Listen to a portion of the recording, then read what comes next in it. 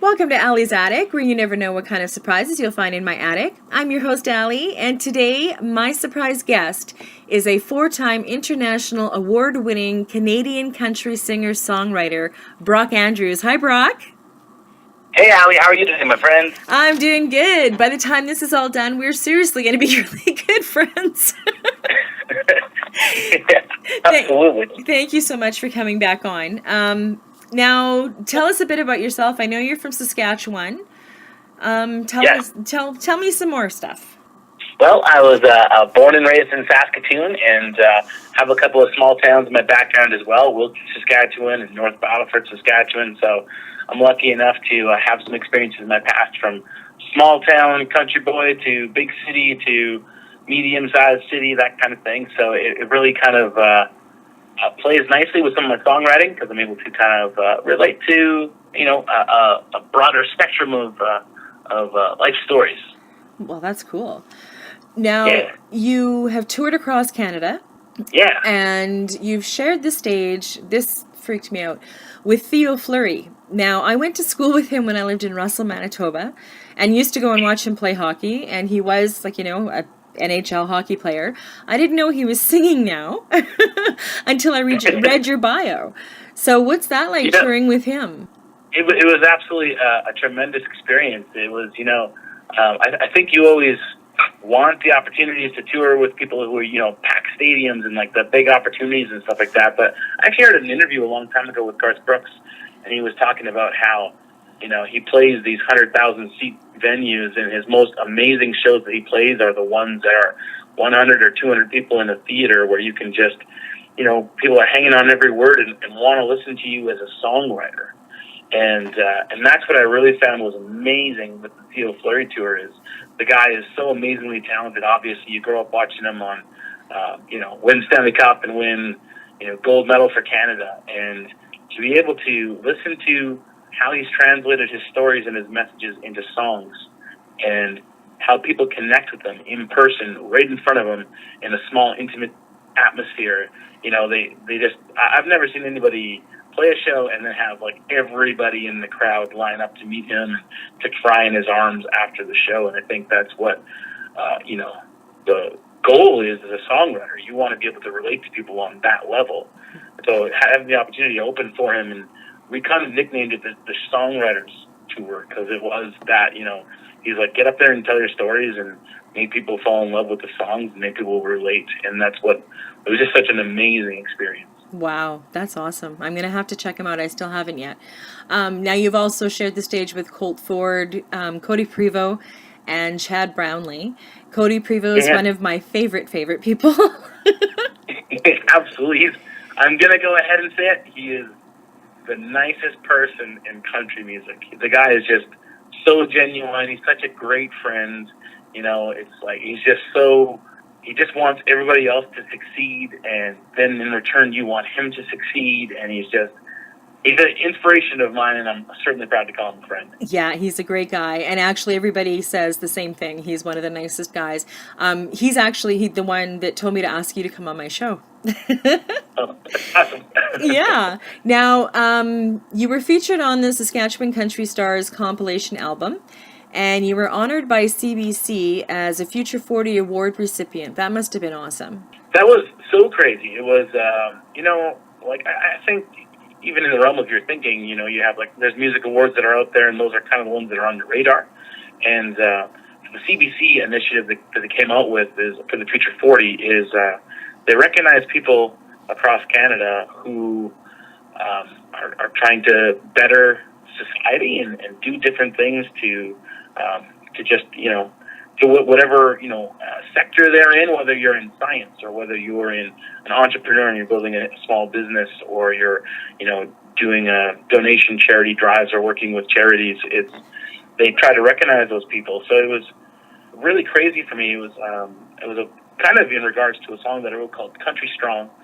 And what I do is I sell the T-shirts at all of my shows, and then they have the name of a small town underneath them.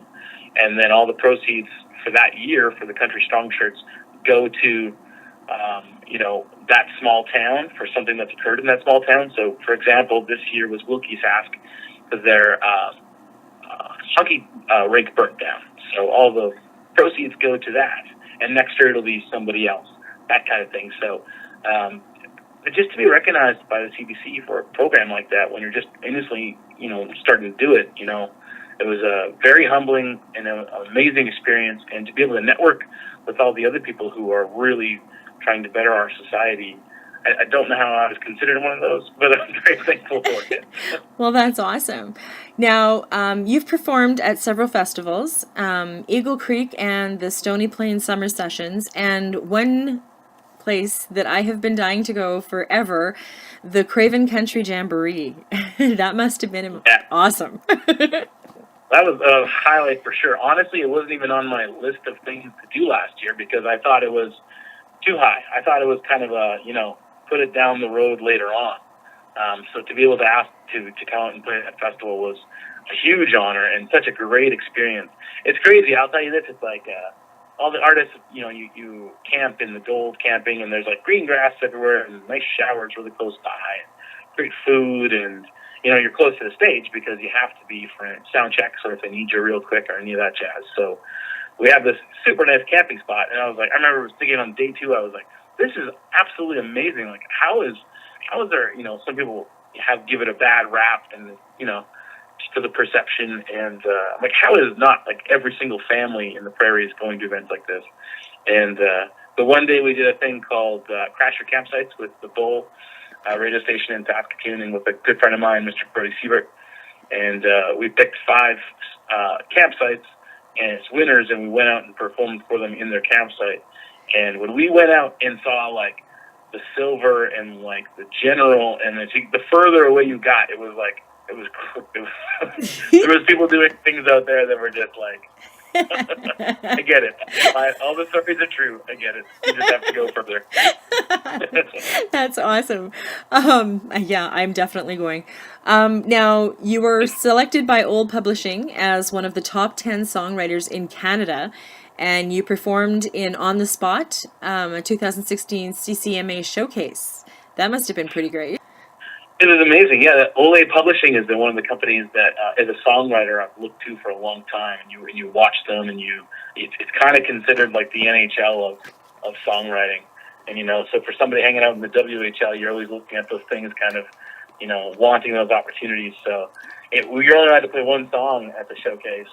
So that was one of those things where you're like, you have a million songs that you've written, and you're like, do you go with a happy-go-lucky beer-drinking fun time song, or do you go with like a passionate songwriter song, or what do you do? So I ended up playing that Country Strong song, actually. Oh yeah. But yeah, it was an amazing opportunity. Absolutely. Now, one of the funny stories that you told me, you are engaged to Shannon. Yes, absolutely. And you had told me that if I hadn't asked you, I would have found out by listening to one of your songs.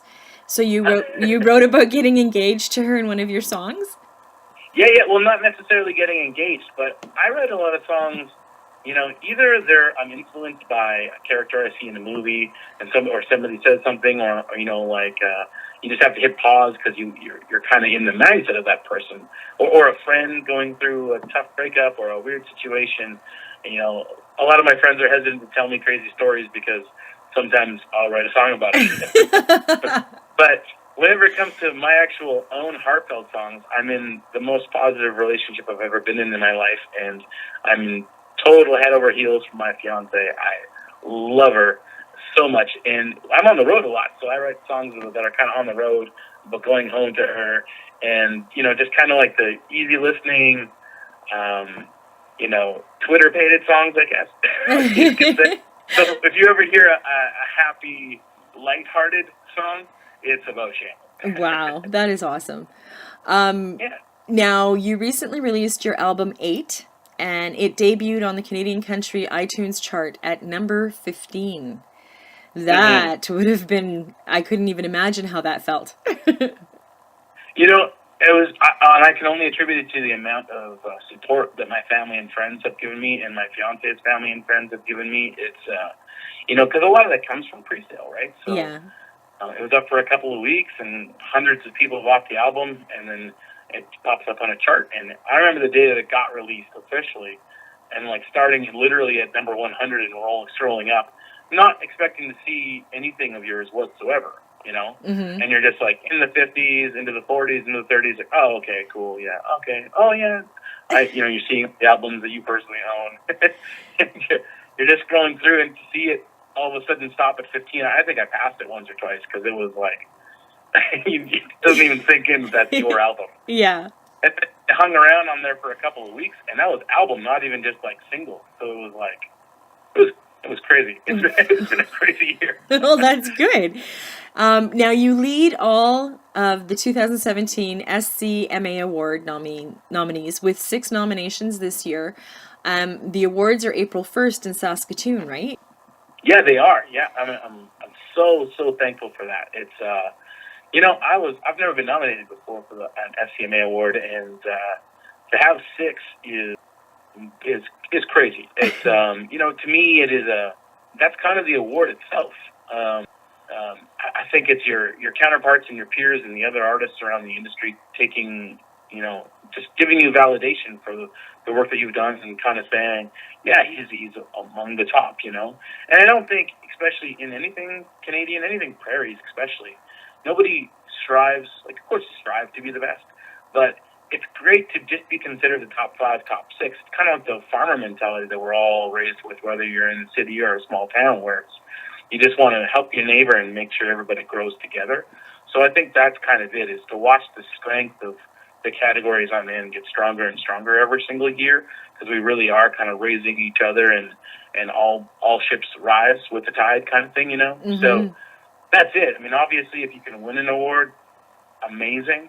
And somebody's got to win just as much as somebody's got to lose. So, but I just think being nominated in itself, I know the caliber of talent of people who didn't get nominated. So to be one of the ones that did, and to stand beside the nominees is an absolute pleasure. Yeah, I would imagine. Now, if you had any advice to give any new artists out there, what would it be? Good question. It's super cliche, but the don't give up thing, it's got to be what it is. I don't know how many years in a row I've applied to grants, and there was a radio grant in Saskatchewan available for a long time too, and never got it once any year. And you're always kind of looking at that as like, oh, if I get it this year, I'm gonna put out that album. You're looking for a leg up. You want somebody else to. I think it's partially you want somebody else to validate that what you're doing is a good thing. You want that help. Mm-hmm. But at a certain point, you just kind of go, no regrets. I have to put myself, invest in myself first, and that's what I did. And I don't have a manager. I don't have a record label. And I like that side of it. I've had a couple of the offers recently, just from agents or whoever it might be. But it's like, there's just such a nice feeling when you've built it yourself, Mm-hmm. and you've seen it start to get to a level of recognition, and going, yeah, you know what, it is worth it. And I think that's the thing, is for anybody out there, is don't struggle. Like if you're struggling getting love from a grant or from somebody else, it's like there's another way to do it. Be creative. Put it out there if you want to put it out there. People will see you investing in yourself, and then they'll want to be a part of it. Wow, that's really good advice. What 2 songs are we going to hear from you? My most recent radio single, Collide, which was my first top 100 charting song, co-written by Cody Prevo, of course. Mm-hmm. And my new tune that comes out to national radio on the 28th, called Beer in Heaven. Wow, and we get to debut it. Haha. That's actually a valid point. You are literally the world premiere. Yay! Well, I want to thank you so much for coming on. The last time you came on, I had technical difficulties, and then the time change screwed everything up for the next time. But we finally got you on, and I'm so happy because I love your music, and I think you're a great guy. Like, I really do. Shannon is very, very lucky. I'm the one, but I appreciate it very much. Yeah, oh, that's good. Well, yeah, you're both lucky. So if anything comes up in the future, something big, keep in touch with me by all means. This isn't a one-shot deal. My door's always open. So I hope to hear from you again. You absolutely will. And I really appreciate your time and what you do for country music in Canada. Oh, thank you. And thank you for joining me on Allie's Attic. Keep checking my website because you never know what kind of surprises you'll find in my attic. Cheers.